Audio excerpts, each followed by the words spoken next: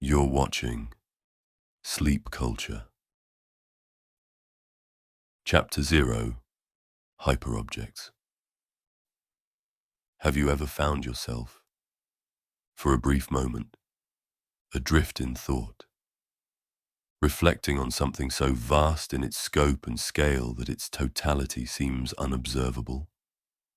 Sitting in traffic trying to picture the endless reach of our galaxy, or the infinite galaxies beyond. In line at the grocery store, struggling to conceptualize the volumes of history stretching back millions of years, lost completely within the paralyzing notion of truly understanding the idea of forever. This is where the concept of hyperobjects begins, coined by the philosopher Timothy Morton, a professor at Rice University known for his work in ecology and object-oriented ontology. Hyperobjects are entities so vast and all-encompassing that they defy ordinary human understanding. They extend across time and space, existing on scales far beyond the grasp of individual experience. Climate change, the internet, radioactive waste, all of these are hyperobjects. You cannot see a hyperobject in its entirety. You experience fragments, glimpses, like feeling the first drops of rain from a storm whose true size is hidden beyond the horizon. Its effects are pervasive, yet its full scope remains obscured. Imagine trying to comprehend something that exists across centuries, touching billions of lives and influencing countless systems. Hyperobjects operate on both microscopic and cosmic levels, interwoven with the fabric of existence itself. Morton describes them as objects that challenge the limits of human perception, forcing us to confront the ways in which we are entangled within larger, often invisible networks. But how can you truly understand such an entity? Picture yourself as a child, standing on the shoreline of an immense ocean. Waves roll in and out, rhythmic and endless. You feel the spray of salt water on your face and the shifting sand beneath your feet. These are sensory markers of the ocean, yet they reveal only a sliver of its totality. Beneath the surface lies an ecosystem stretching across continents, deep trenches that remain unexplored, and currents that shape climates thousands of miles away. The ocean, in this analogy, is a hyperobject. You cannot hold it in your mind as a singular entity. It transcends the boundaries of space and time that define human perception. So too a massive, endless glacier stretching across a continent. From above it gleams like a seamless expanse of ice. But beneath its surface, immense crevasses yawn and shift with glacial time. Entire rivers of ice grind forward in slow, relentless motion, reshaping the land over eons. Deep within its frozen heart, ancient air bubbles from lost epochs remain trapped, whispering fragments of a climate long forgotten. The glacier is alive with time and force, vast beyond reckoning. It moves with a power that is both awe-inspiring and unsettling. A hyperobject in every sense, present, enduring, and inescapably entwined with our world. Hyperobjects demand that we reimagine our relationship with the world. They remind us that the systems we inhabit are interconnected in ways that resist simplification. Climate change, for example, is not a distant event or a localized phenomenon. It permeates every corner of the earth, altering weather patterns, ecosystems, and human societies in unpredictable ways. This interconnectedness creates a sense of eerie proximity. You might find yourself standing in the warmth of a sunny afternoon, yet be aware that this moment is shaped by global warming, an invisible hyperobject whose presence surrounds you even when you cannot see it. The hyperobject exists both here and elsewhere, now and across future generations. Timothy Morton emphasizes that hyperobjects unsettle traditional notions of time. They are sticky. They adhere to everything they touch. The carbon dioxide molecules released by industrial activities centuries ago remain in the atmosphere, entangled with the present and influencing the distant future. In this way, hyperobjects collapse linear time, binding past, present, and future into a web of mutual causation. This collapse of time has profound implications. It forces us to reconsider the consequences of our actions, which ripple outward far beyond our immediate awareness. Every decision, every moment, is part of a larger story whose scope we can scarcely comprehend. Hyperobjects also challenge our sense of individuality. We are not separate from these vast systems. We are enmeshed within them. The boundaries between self and environment blur, as if we are not merely living in the world, but of the world. Morton's philosophy invites us to embrace this entanglement rather than resist it. Religions and cultures themselves can also be seen as hyperobjects. They span continents and millennia, shaping societies, beliefs, and individual identities through rituals, texts, and symbols that endure far beyond any single generation. Consider how religious practices echo across time.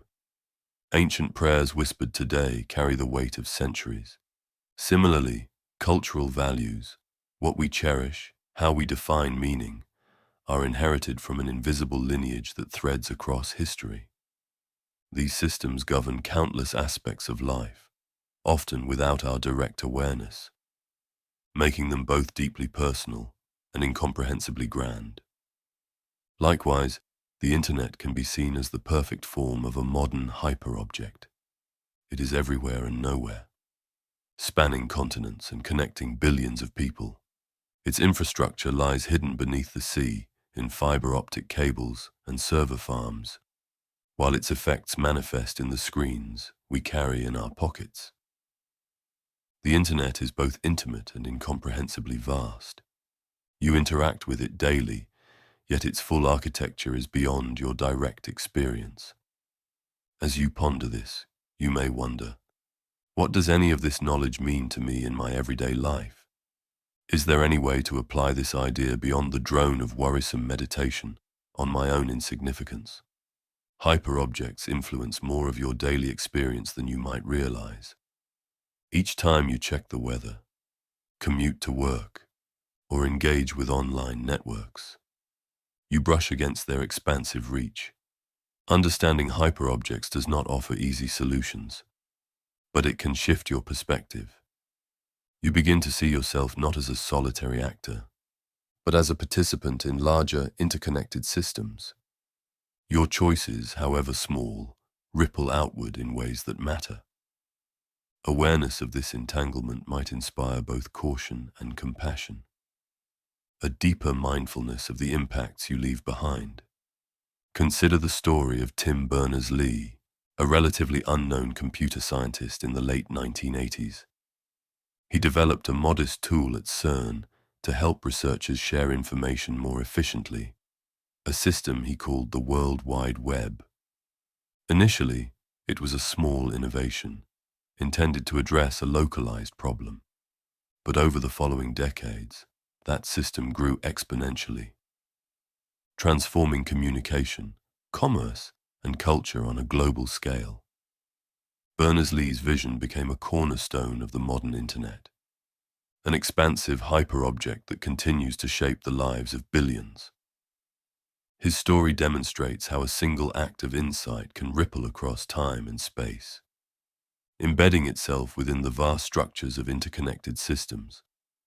This intertwining of technology and society is echoed in the Anthropocene, the current geological epoch defined by human impact on the planet.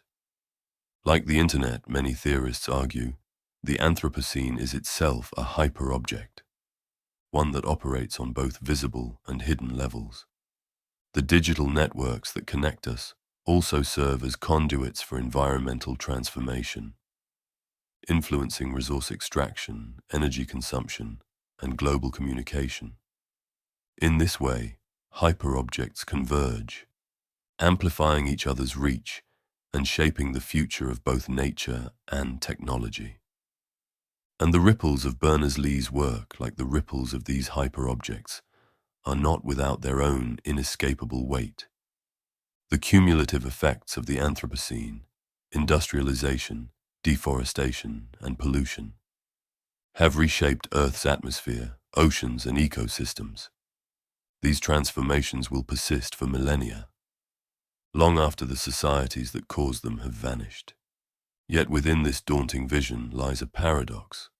Hyperobjects, despite their overwhelming scale, reveal that we are deeply interconnected with all that exists. We are both creators and inhabitants of these systems, capable of influencing them through collective action and awareness. This realization can inspire hope as well as fear. Critics of Morton's concept, however, argue that hyperobjects risk paralyzing us with their immensity. By emphasizing the vast and incomprehensible, they may obscure actionable solutions to pressing problems. Skeptics contend that while it is important to recognize interconnectedness, we must also retain a focus on concrete, localized actions. Morton counters that awareness of hyperobjects need not lead to despair. Instead, it can cultivate a new kind of humility, an acknowledgement that human agency exists within a broader context of planetary forces. This humility can foster a sense of ecological solidarity, urging us to act with care and foresight. Hyperobjects ask us to look beyond short-term goals and narrow perspectives. They challenge us to think on geological timescales, to see ourselves as participants in an unfolding cosmic story. In doing so, they offer a path toward deeper understanding and empathy for the world around us. As the philosopher Graham Harman, a founder of object-oriented ontology and a professor of philosophy, suggests, objects and systems are always more complex than they appear. There is always an unseen dimension, a hidden depth beyond immediate perception. Hyperobjects magnify this truth, inviting us to explore the unknown with curiosity and reverence. What does it mean to stand beneath a vast and endless sky, one that stretches far beyond the limits of your vision and comprehension? You feel its presence, both overwhelming and grounding, as if the enormity of existence itself presses gently against your awareness. You reflect on the forces that permeate existence, vast and inescapable. They do not disappear, but neither do they loom as mere threats. Instead, they reveal your deep entanglement with the cosmos. You are part of a boundless, interconnected reality, one that extends across both stars and the hidden dimensions of time, shaping the world in ways both seen and unseen. The air is heavy with possibility. Perhaps it is not about conquering the vastness, but about learning to live within it. In time, we may find ourselves not striving to dominate the Goliath, but to harmonize with it.